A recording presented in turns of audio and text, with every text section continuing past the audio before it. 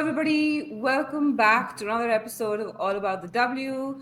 Today, we're joining you for a shorter update episode to talk about the news of Mary Earps deciding to quit international football, so to speak.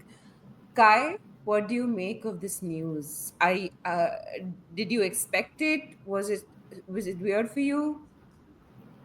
Honestly, I was pretty shocked. Like, I was very, very surprised because, um, listen, my reaction a day in is that I'm very grateful because my Twitter is not just full of Arsenal celebrations, but Yeah.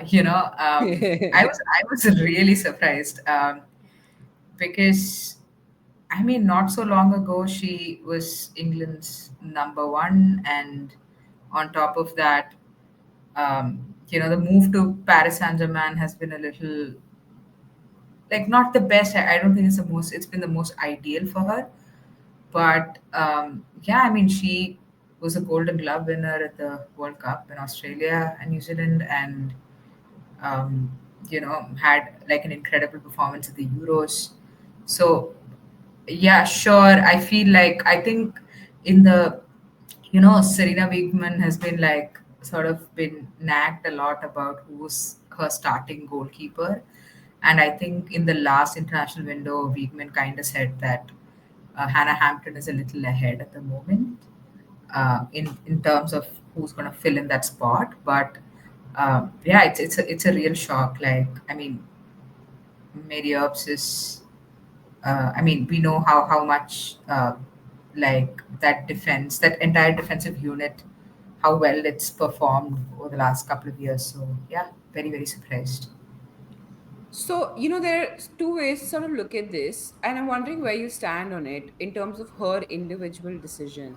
One is to say, she's being selfish. She should be there for her team. They're going into the Euros, which is a huge tournament for them. They've won it before. Like this is a chance of a lifetime. She should be available for if she's fit, and that, screw. Like who knows what happened to Hampton, right? Something could happen. Hannah Hampton could get injured. So, she's the best possible backup that you could possibly have. So it feels a little selfish for her to not play. But on the other hand, you could also make the case that, she's 32. Maybe she's trying to conserve her body for a prolonged career. Maybe she's thinks that England has got it covered with Hampton, so it's fine if she takes time out to now, like dignifiedly retired before it becomes an issue. So where do you stand on this, like about her personal decision? I think so. I've been really confused about this decision largely because of the timing of it.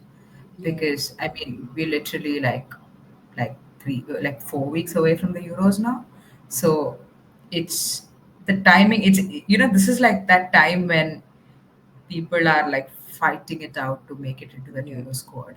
And Yeah. here is Mary up saying, "Hey, you know what? I want to hang up my boots.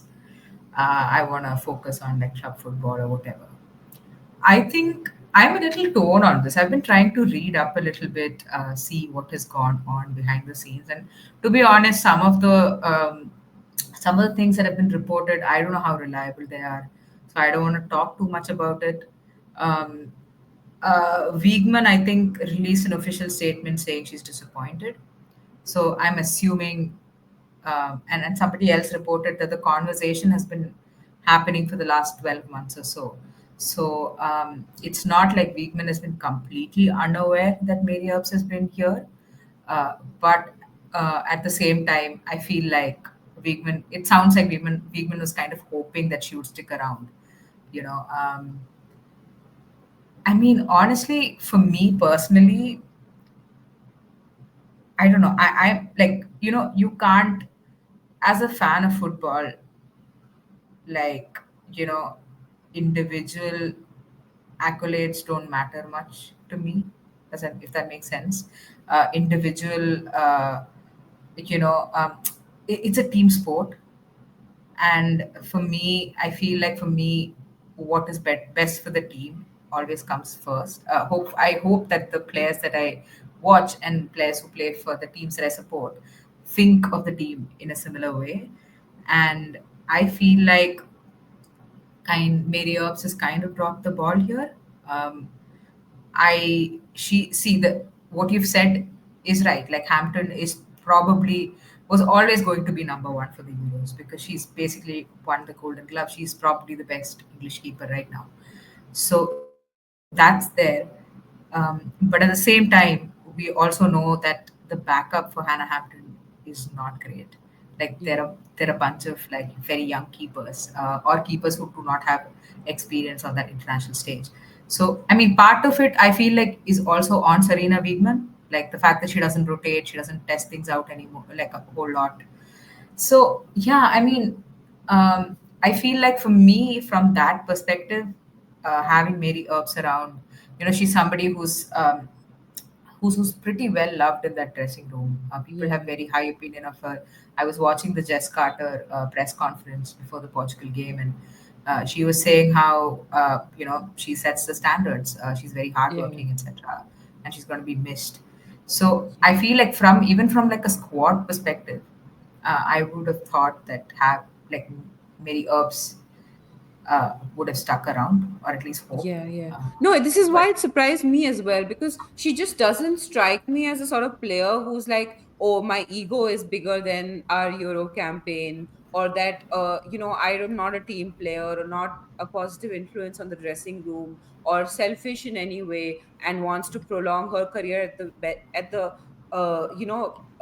the price of England's form. Like, I yeah, don't get any of that from Mary Earps. So it's like it's really strange. That's why this decision was so surprising to me. Like something really big in terms of a misunderstanding or a miscommunication must have happened in the background. Like we don't know the whole story, but it feels to me like it's more than just Hannah Hampton being first choice. It to yeah. me there must be more to this story. But yeah, I think that's all there is to say about it. Yeah, I also read this. Like I said, I've been trying to read up and sort of trying to filter out some things I feel is just adding some spice to everything that's going on. But I really like this opinion piece in the I think it was in the Observer, if I'm not mistaken, where this person had basically said how Mary Earps has obviously had a very tough journey. Like she was dropped for the Tokyo Olympics, and then it was very unlikely that she was going to make it back into the England squad, but she did for the Euros, and then the rest is history, right? Um, so like this person has, and Mary Earps has been very forthcoming about how much being dropped for the Olympics affected her. Like she's spoken about how much it dented her confidence, etc. So this person basically argued that maybe that's like a boundary she set for herself, like Yeah, knowing that she's not going to be a starting goalkeeper is no longer an yeah, option for her, and therefore she's yeah, yeah, stepping yeah, away. Which again, like something I understand, but again, as like a fan of the sport, I would hope that a player wouldn't make that decision. But then yeah, this person makes that argument from like a mental health perspective. So I yeah. don't know. I honestly don't know how to think about it. But Yeah, yeah, yeah, yeah. Yeah, good on her. I think if it is a mental health thing, then yeah, definitely because a goalkeeper needs their confidence. And if your confidence is short, then, you're never going to recover from that. So I'm yeah, glad if it's a mental health thing, I'm glad she's taking the time to work on herself. And who knows, like, never say never, she could eventually make it back into the squad and say, I was in a bad place then and I'm not retiring. Who knows? yeah, Like it's yeah. players have come out of retirement many times in the past. Absolutely. So And honestly, I feel like I personally don't see Serena Wiegman being the England coach beyond the Euros. yeah, It's just my yeah, personal opinion. There's a very real chance that like England might look in a different direction after the Euros, depending on how they perform, obviously. But honestly, I personally feel like it's good for that squad to have a new manager, yeah, to get a bit of a refresher, like we've seen with the men, right? And when that happens, like players, like I'm sure maybe the next manager might prefer Mary Earps over Hannah Hampton or whatever. But just a quick word, maybe I think before we wrap up, we can just talk about like all the things she's achieved in the last few years, right? She won the Golden Glove in 2023 World Cup.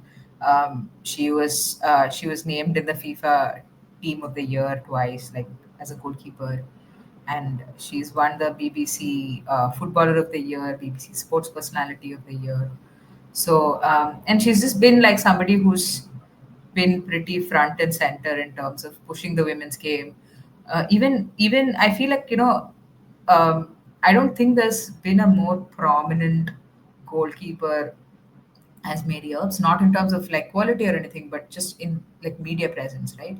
Yeah. Like I think during the 2023 World Cup, she basically like made a case for women's goalkeeper kits to be like sold, and Nike came out with Mary Earps goalkeeper kits, and we saw a lot of kids, but also like adults, everybody wearing like Earps shirts and things. So these are like I feel like big moments when we look back at her career, her as like a sports personality. Yeah. I think those are going to be big moments. But yeah, I mean, for me personally, I've always Herbs did not have the best of time against Chelsea. Obviously, got dunked on a lot, but I do think she's up there with like some of the best shot stoppers in the women's game. So Yeah, yeah, absolutely, absolutely. Uh, Definitely one of the best shot stoppers in the women's game.